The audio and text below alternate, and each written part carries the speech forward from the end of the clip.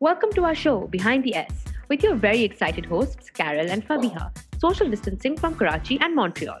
Our guest today is a photojournalist, storyteller, and co-founder of Humans of Pakistan, on a pilgrimage to change stereotypical image of this country around the world and help people who have been through hardships and life challenges. He could be found with a backpack, holding Coca-Cola, and a camera, walking down the nooks and corners of Pakistan. Hey Ali, how are you doing? How have you been? I'm fine, doing good, doing better.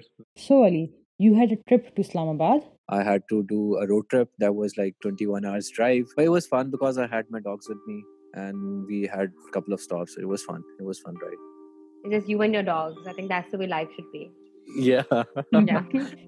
Absolutely, if we had an option. So how was your trip compared to pre-pandemic? This was actually the first time I drove for 21 hours straight. So we didn't take any break or something. So I did notice a few differences in Sindh, the lockdown situation, and that was more strict in Sindh. It was slightly lenient in Punjab. In most of Punjab, I did not stop. I just ran through Whoa. Punjab and reached Islamabad as soon as I could. So from what I've heard, you've grown up in a really challenging environment. And seeing you now, I don't think most people would actually believe that you were brought up in a very misogynistic society. Yeah, I had very dynamic kind of childhood that varied over time. I was born and raised initially in Lahore. Then we moved to this small town in South Punjab, and then due to some reasons that I'm going to explain further, we moved to a smaller village within the vicinity. Being the son of the family, the advantage that a son has in the family is a lot bigger than a daughter that has in our society. It is changing now, but 28 years, 25 years down the lane, it was very different. Right now, I'm at my uncle's place. He was saying that how the entire neighborhood used to play with me. They celebrated me. They used to take me out, buy me gifts and all that. But nobody recalls a similar story for my sisters or my female cousins. As a child, did you ever feel that, or was it just something super normal for you? Until I think 16 or 17 years of age, it was normal. I knew there is inequality, but I did not feel that it's bad like I feel right now. So this was a traditionally practiced, the preferential treatment by parents in your society, right? When I moved from Lahore, I had everything. I was the child with the golden spoon at that time, I would say. When we moved to Harunabad, this is a small town in South Punjab. So my father, when he moved there, he started his own business of crops trading. For first 2 or 3 years, he was doing really good. But after a couple of years, there was a natural disaster. Most of the farmers who were my father's clients, their farms were affected. And eventually, in a matter of 1 year, we went completely bankrupt. We moved to a further, smaller village with a population of not more than 150 people. And there still is no hospital or even a medical dispensary over there, the kind of village that we would see in movies. How different was the system there when you moved? When we moved there was no telecommunication line system. There was not even a post office at that time. The nearest school for boys is around 4 to 5 kilometers away, and there's no public transport as well. So it's the remotest possible village that you could see. In that time, because of the religious environment, my father did enroll me into a madrasa, which was run by the Qari Sahab, the teacher over there. He was a fundamentalist over there, and he was such an extremist at that time. And I was still a teenager, so I did not know these things. Whatever he was saying, I would believe him. My sisters, they were confined inside the 4 walls of the house. I was allowed to go outside. My father, he burnt the pictures, the memories of my childhood, his pictures with my mother during wedding, after wedding, and all those memories. He just burnt away because the pictures, according to Qari Sahab, they were considered haram in our religion. Eventually, the villagers, they ended the madrasa, they closed down the madrasa and sent the Qari away. And the second time I got dropped out from madrasa, and once again I was rearing goats with my father in the fields. Thinking of how different things were, you must have gone through social and cultural transformation. The socio-cultural transformation, it was ongoing.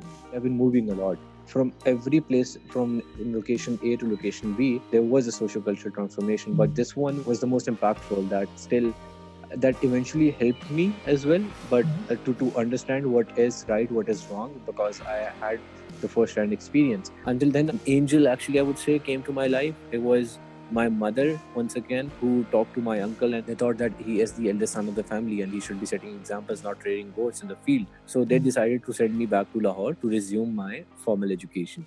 I was dependent on my uncle, and my uncle already has plenty of responsibilities. I thought this is my opportunity to resume education after being dropped out twice. So, coming from this background, did you realize or were you aware that the same Islamist or fundamentalist thinking would not work in Lahore? When I moved to Lahore, it was once again, a sudden change in lifestyle because we were all grown up. My cousins were all grown up, and the culture of Lahore wasn't very same as the culture of my village because it is an urban setting, and because of the education and the exposure, the environment is different. It was slightly different. So, did you feel alienated at some point? No, not really. I was still a teenager, so I was excited to move to a city with more opportunities, with more entertainment. But I had hatred.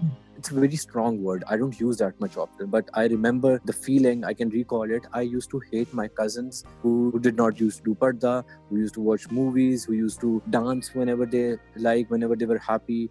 So initially, it was very difficult. But because it's also a huge transformation. It's a huge transformation coming from absolutely nothing and then coming to this completely liberal society.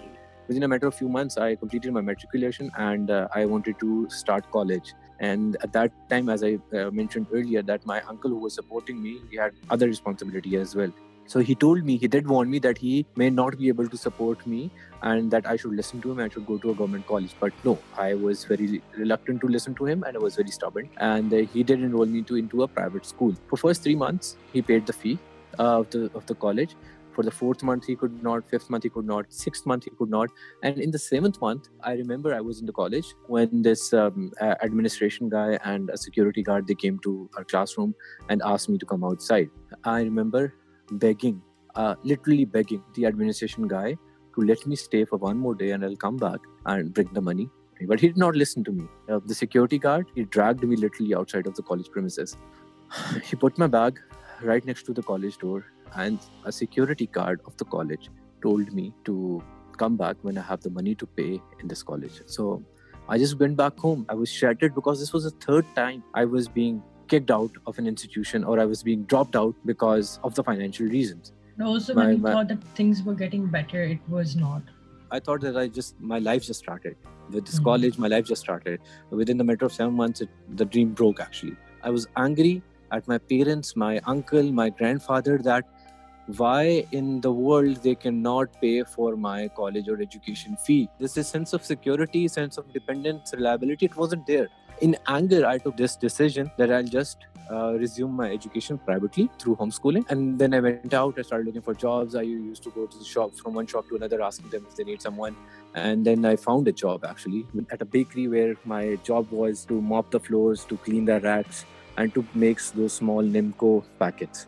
I did that job for a couple of months and I had to leave because my distant cousins, my family that was in Lahore, they used to come to the bakery and used to mock me. And these cousins of yours, were they well established? They were, I don't know if they were well established, but I can say they were secured.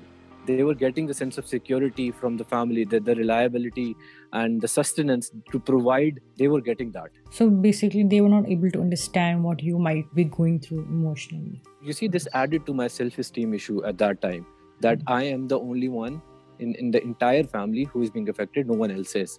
Yeah, I feel like with the intensity that you're speaking, I can tell how much these incidents have gotten to you because you remember them so clearly. I mean, the thing that I'm going to tell you right now is I already have goosebumps. I found another job at this warehouse where I was kind of a daily wage laborer, and my responsibility was to load and unload the boxes into the trucks and out of the truck. During the daytime, myself and the caretaker of the warehouse were the only 2 people who used to stay at the warehouse until the trucks came back in the evening. He initially started joking about sodomy.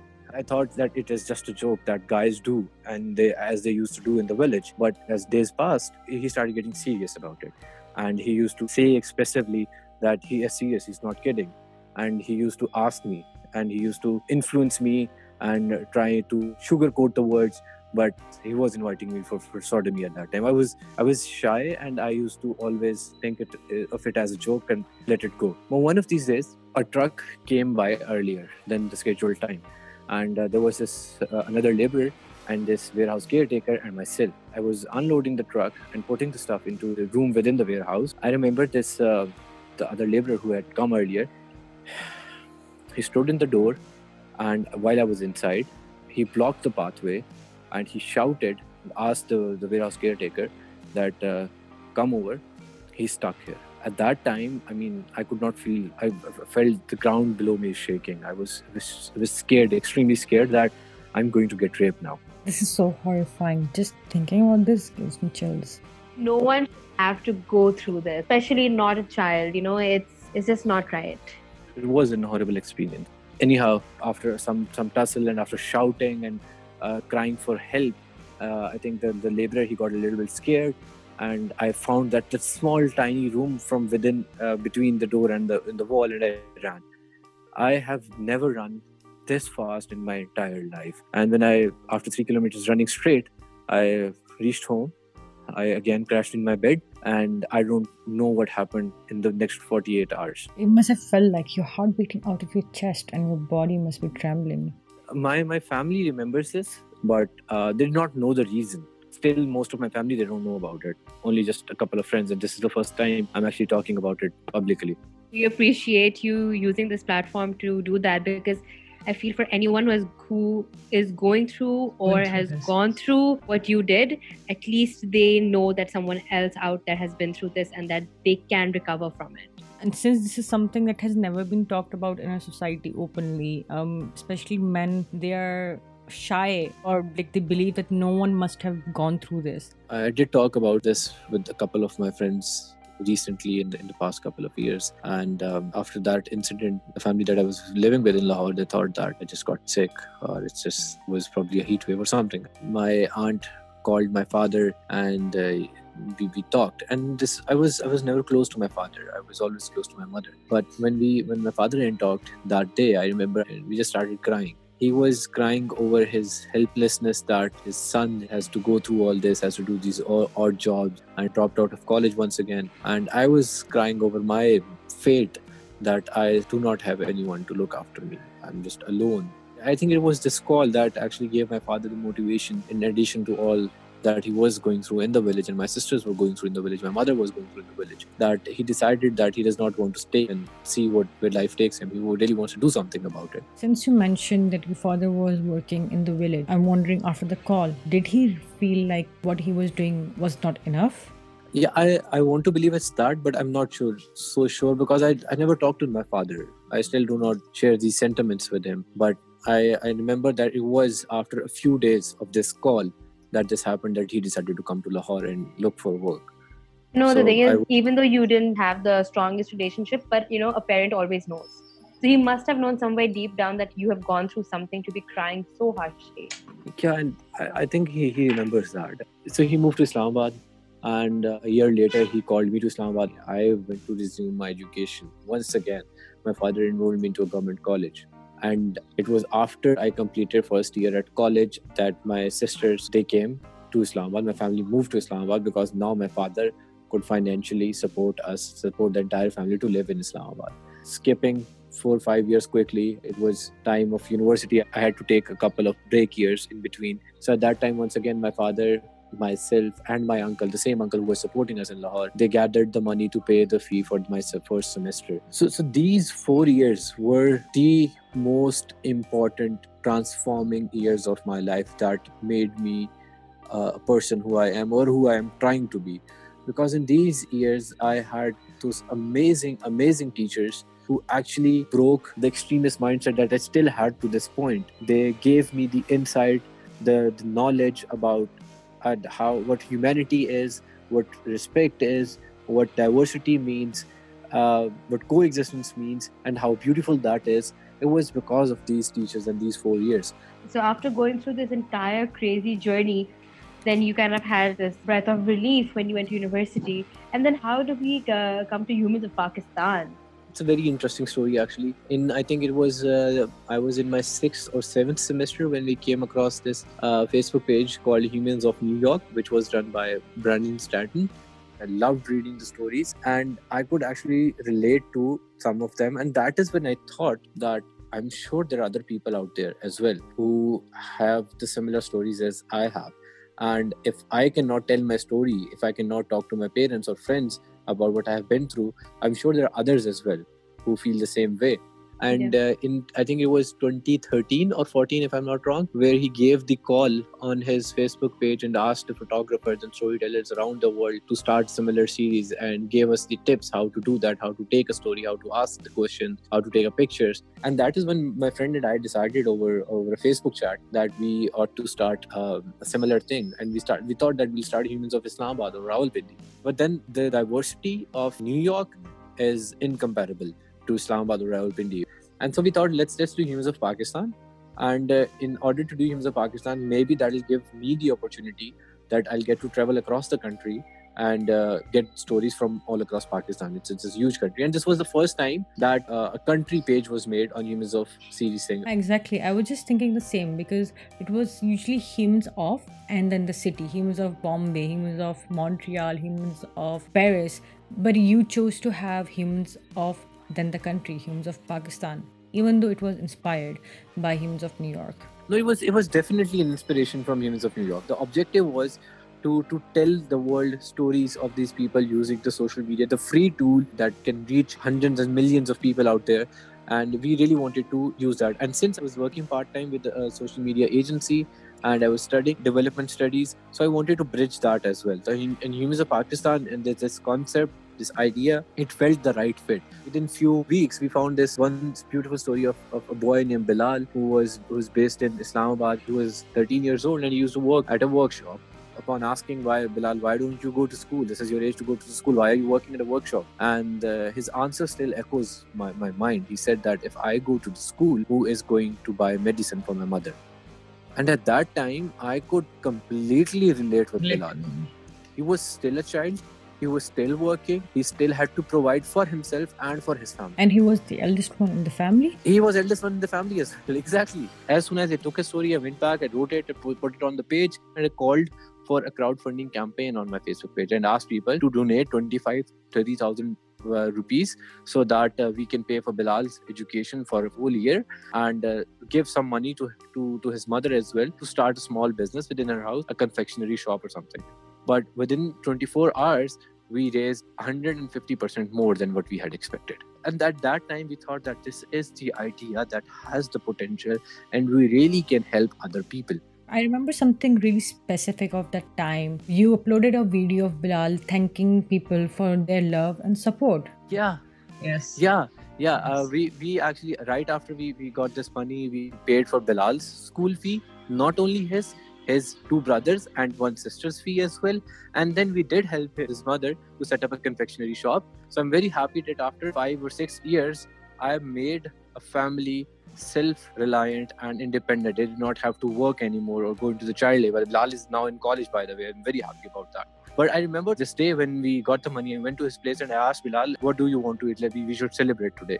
Let's eat pizza. And he told me that he has never had pizza. So did he ask you what's pizza? Yeah, he did see it on newspapers or magazines or movies, but he did not know it is called pizza. And he was just very happy.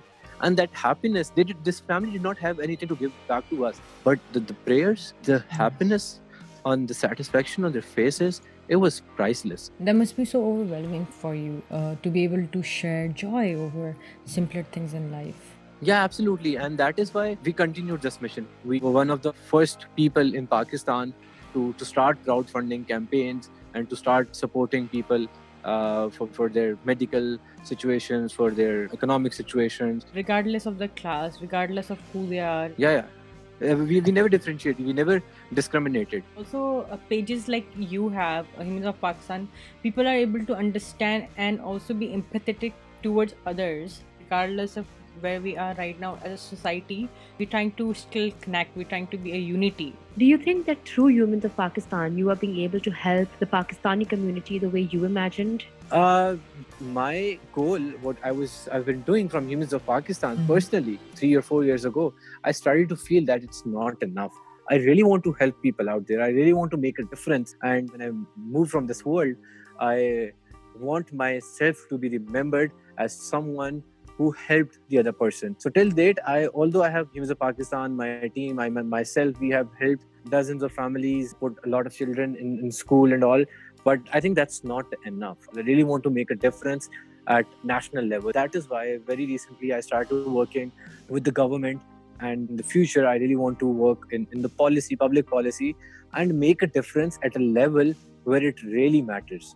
I think it's nice that you're looking at the bigger picture, because to be honest, even helping 3 to 4 families is a big task on its own. It's not easy, and for those who do it, it's amazing. But the fact that you're able to look at the bigger picture, and I guess that comes from your bringing up and your experiences. Yeah, and this needs to be done at the larger scale, and to do that, we, the youth of the country, the people who have this progressive mindset, who prefer humanity over sectarianism, of groupings, of ethnicity, we have to become part of the system in order to progress or to lead our country. We do not need to rely on anyone else. We do not need to expect that a third force or external power would come and help us, rescue us, make our lives better. That doesn't happen. This is not a movie. This is life. And we, as the future generation, we have to lead, and we have to, most importantly, become part of the system to help our country, to help our nation, to help our countrymen. Now, I'm curious about something. So you have always kept yourself in the background and kept Humans of Pakistan in the forefront. Was it a choice? Yes. It was a very well thought choice. It is a choice that I still make. Humans of Pakistan, hundreds and thousands of people across the country, even across the world, every one of them, each one of them know Humans of Pakistan.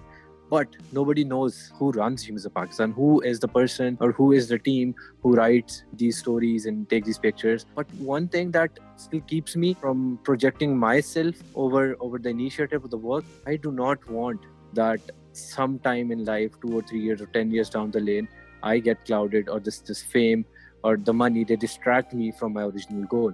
And that is why I prefer to stay in the background. And I'm very happy doing that way, because my objective is to make lives better for the people. But I would really like to say this, that you're helping change society picture by picture with an example of flexible communication between words, images, and communities. But Ali, is this your ultimate goal?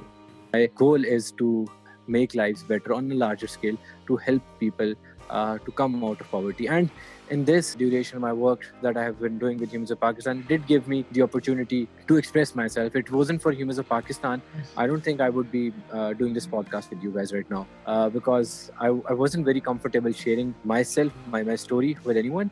But after getting the similar stories on Humans of Pakistan's platform, I did countless series on harassment, on poverty, on inequalities, on dirty side of patriarchy. And I think getting to hear all these stories from all across the country, that gave me the motivation.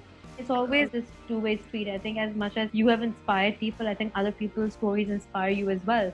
So as we end our show, Ali, some last words that you would like to leave with the audience? I know, I understand that some of the experiences we are very, very afraid to share ourselves with our loved ones. There's some information, there's some experience that you really want to put out, you really want your heart to feel lightened, but you're just afraid or hesitant, or think that they may not be able to empathize with you, or you're just afraid or frightened to be judged. I really want to say that try expressing yourself a little bit, maybe to your loved ones.